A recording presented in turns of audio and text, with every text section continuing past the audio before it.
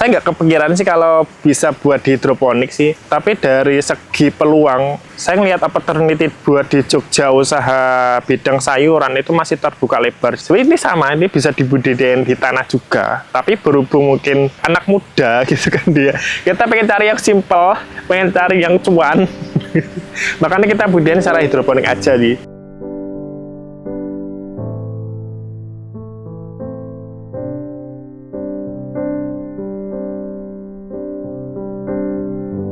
Perkenalkan, nama saya Abdul, saya dari Bagasi Hidroponik dengan lokasinya ada di Jalan Niti Prayan, tepatnya itu. Biasanya patokannya di sini ada sebelah kampus PGRI lah itu di Jogja. Pertamanya ya sama sih Mas, saya kerja kantoran dulu, tapi tetap ada sih, ada sambilan dari usaha sih, dari kerja ada, sama mungkin ada sambilan usaha, itulah hidroponik kecil lah yang saya buat di rumah sih, ukuran 3x3. Itu nanamnya juga macam-macam, ada kangkung, ada bayam, ada pakcoy, ada selada juga ya. Jadi awalnya ya itu dari kerja dahulu, tapi tetap ada juga sambilan dari usaha ya. Milih jadi petani ya sebenarnya apa ya, berhubung mungkin saya nggak kepikiran sih kalau bisa buat di hidroponik sih. Tapi dari segi peluang, aku kan mungkin belajarnya di itu sih, di pertanian, tepatnya di UMY, itu agribisnis. Jadi saya ngelihat opportunity buat di Jogja usaha bidang sayuran itu masih terbuka lebar. Apalagi kalau di sini berupa hotel ataupun resto tuh banyak banget, dan yaitu berhubung ada peluang, ada pasar juga. Jadi saya manfaatin berupa yaitu kebutuhan mereka yang emang butuh sayuran yang berkualitas lah. Makanya dibuatlah hidroponik ini.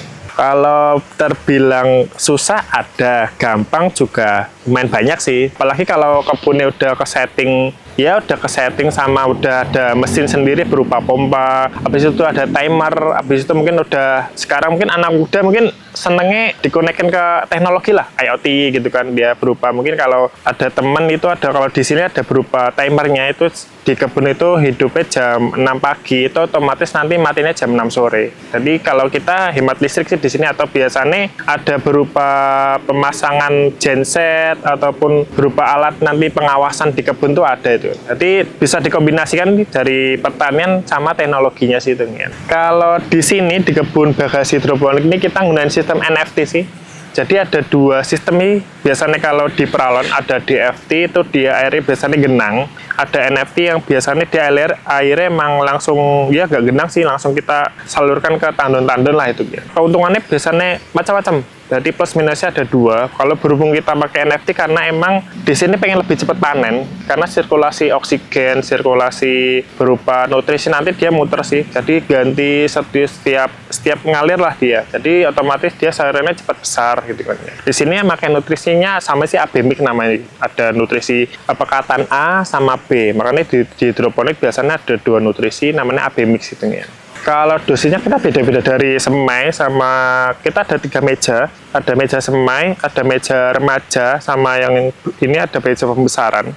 Kalau semai itu biasanya kita gunain interval di taruh aja 500 ppm lah, 500 sampai 600. Kalau remaja paling 700, 800. Tapi kalau di pembesaran kita ranknya sampai 1000. Atau mungkin 900 sampai 1000 lah hitungnya.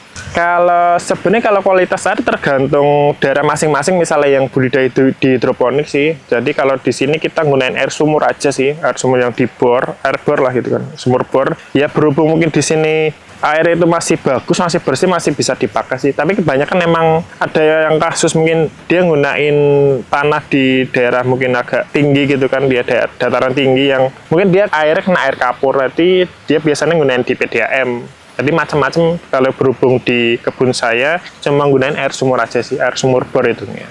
Kalau di tadi kualitas air, biasanya kalau misalnya ada tinggi, biasanya kita gunain pH DON itu pertama nih, itu tetap ada sih. Jadi kalau dibangun di hidroponik biasanya memang pertama di kualitas airnya dulu, itu airnya itu nanti bagus atau enggak. Kalau misalnya pun di airnya mungkin pH-nya tinggi, kita bisa gunain pH DON, itu bisa.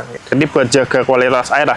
Tapi kalau di sini patokannya sementara buat sayurannya masih tumbuh bagus, terusan masih hijau, terusan masih layak dijual lah, itu masih bagus aja sih itu. Kalau buat awal-awal ini.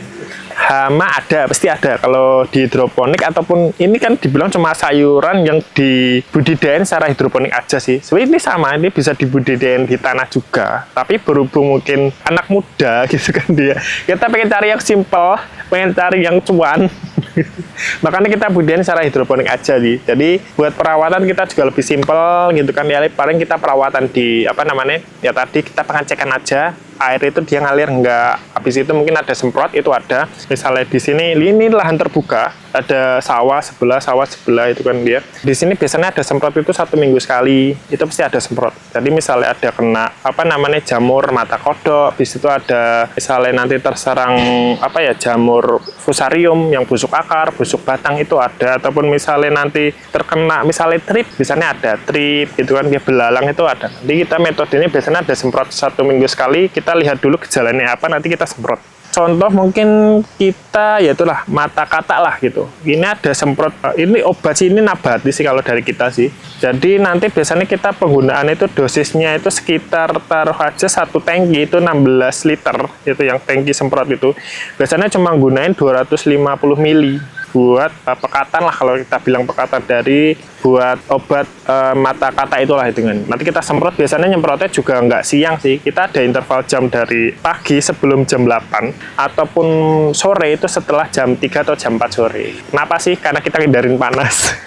Jadi yaitu berhubung mungkin salah satunya kita hindarin panas gara-gara memang ya itu sih, mungkin petani hidroponik mungkin ya aku pengen gak pengen panas-panas meskipun sore harus dipanasi gitu kan dia, tapi kita juga sore itu ada metodenya juga, itu lebih efektif di sore hari ataupun belum kena sinar gitu kan.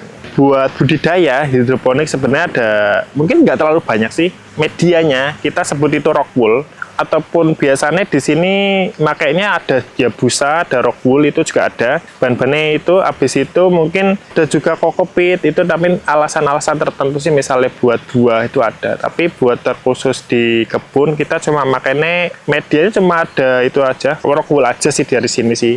Kalau pemasaran awal, berhubung kerjanya memang dulu di bidang pemasaran, jadi mungkin ada meletek sedikit lah di pasar itu. Jadi kita ngelihat sih opportunity yang tempat yang emang itu kalau kita dibilang premium lah gitu kan dia. Jadi kita nawarin ke perumahan yang kalau dibilang agak elit gitu kan dia. Kita nawarin ke situ, biasanya emang responnya bagus, tapi ya itu sih, karena mereka mungkin belinya cuma 1 pohon atau 2 pohon. Tapi kalau sekarang mungkin kita masarnya ke lebih ke resto ataupun rumah makan, ada si sekitaran Jogja lah, karena kita bukanya di sini di Jogja sih. Jadi ada beberapa resto yang arahnya itu mungkin ke arah kota gitu kan ya.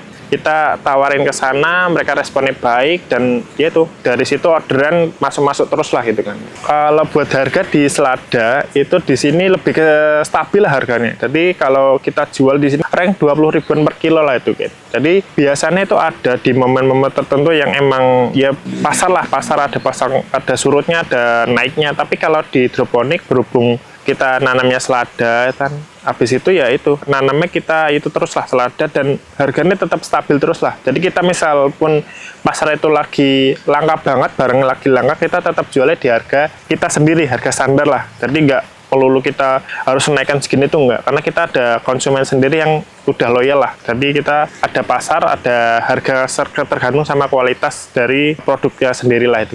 Kalau selada sendiri itu umurnya sekitar 1,5 bulan, itu dari semes sampai besar lah, nanti besar lagi dari sini itu kan 1,5 bulan itu bisa dipanen itu. Tapi kalau dari sini itu sistemnya kita rolling terus sih, jadi ada yang kondisi nanti 1 minggu hampir panen, ada yang nanti misalnya lebih kecil itu 2 minggu hampir panen gitu. Jadi sini sistemnya nanti panennya bisa setiap hari. Kalau misalnya nanti perbandingan produk sama berupa biayanya, itu menurut kami itu masih masuk lah, itu masuk banget lah itu kan dari hidroponik lah itu ya. Tantangan ya, nah, mungkin ini keseluruhan di petani sih, kebanyakan kan petani ya itu kalau anak muda pasti sih itu lebih ke condong dia pasti banyak yang nggak pengen jadi petani, itu ada pasti itu kan, karena itu tadi karena petani mungkin ya itu lebih ke kotor, ataupun mungkin kalau dibilang di sini mungkin apa ya penghasilannya, mungkin kalau dilihat dari penghasilan itu mesti kurang gitu kan. Tapi berhubung mungkin dari segi itu sih mungkin saya masih muda. Habis itu saya pengen ngembangin nggak cuma diproduksi aja. Dari di sini itu bisa jadi misalnya pembangunan di greenhouse. Kita nyediain berupa produk juga ada.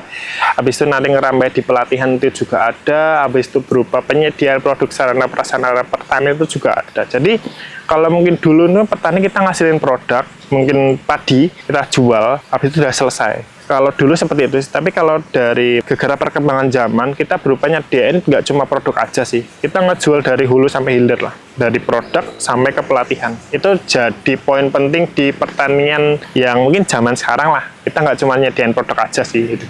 Buat teman-teman yang pengen ngubungin kami, itu bisa langsung ke Instagramnya Bagas Hidroponik. Ataupun bisa ngubungi di nomor WA 0822 4242 5378. Kalau di kebun ini itu ada 20. Kalau di total kebun sama satunya itu misalnya kita target panen sekitar 40 kilo per hari. Ini sejak dulu saya tekanin sih kalau misalnya di pertanian ataupun usaha apa aja itu mulai aja dulu sih. Mulai dulu yang kecil nggak apa-apa, belajar dulu itu sebelum eksekusi nggak apa-apa, tapi ya itu kalau nggak dicoba dulu nggak bakal tahu. Jadi mulai aja dulu gitu.